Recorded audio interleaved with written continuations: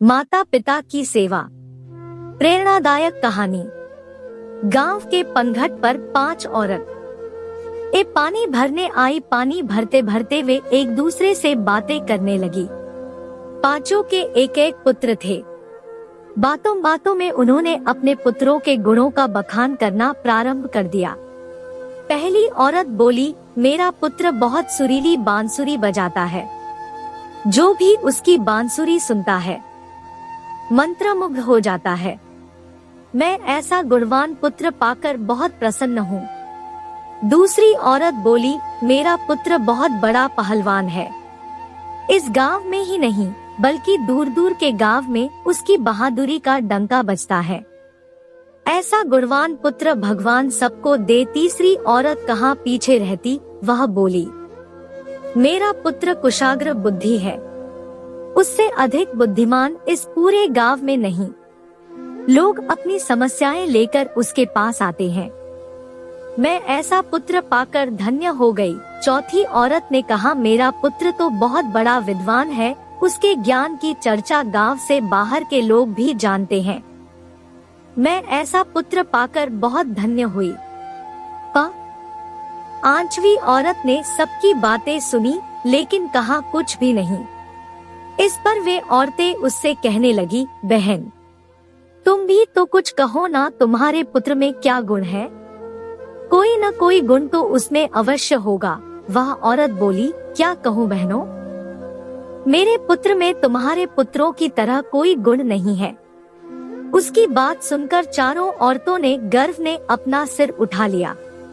कुछ देर में सबने पानी भर लिया और वापस जाने के लिए अपना अपना घड़ा उठाने लगी। उसी समय पहली औरत का पुत्र हाथ में बांसुरी लिए वहां से गुजरा।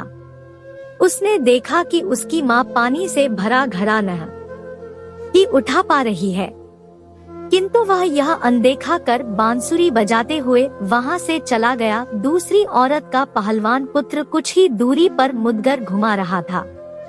उसकी माँ कुएं से घड़ा उठाकर जैसे ही उतरी, उसका पैर फिसल गया।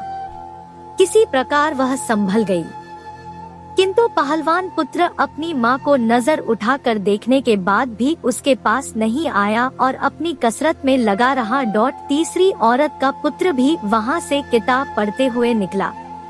उसकी माँ ने उससे कहा, पुत्र मैं दोनों हाथों से घड़ा पकड़े हुए हूँ, ये रस्सी जरा मेरे कंधे पर डाल दे। लेकिन वह अपनी माँ की बात अनसुनी कर वहाँ से चला गया।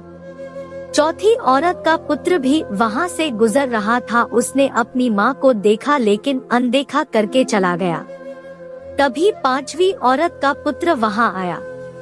अपनी माँ के सिर पर घड़ा देख वह उसके पास गया और उसके सिर से घड़ा उतारकर अपने सिर पर रखकर चलने लगा। कुएं के पास बैठी एक बुढ़िया यह सब देख सुन रही थी। वह बोल पड़ी, मुझे तो यहाँ बस एक ही गुणवान पुत्र नजर आ रहा है, वही जो अपने सिर पर घड़ा लिए जा रहा है। माता पिता की सेवा करने वाले पुत्र से गुणवान पुत्र भला कौन हो सकता है?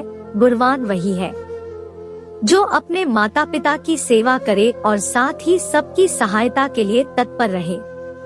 इस कहानी से हमें यह सीख मिलती है कि चाहे किसी व्यक्ति में कितने ही गुण हो, गुणवान वही होता है जो अपने माता पिता की सेवा करता है। फ्रेंड्स, आपको ये माता पिता की सेवा पर कहानी कैसी लगी?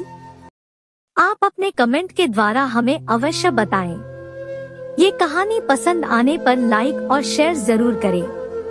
ऐसी ही कहानियाँ सुनने के लिए हमारे चैनल को सब्सक्राइब कर लें। Thank you.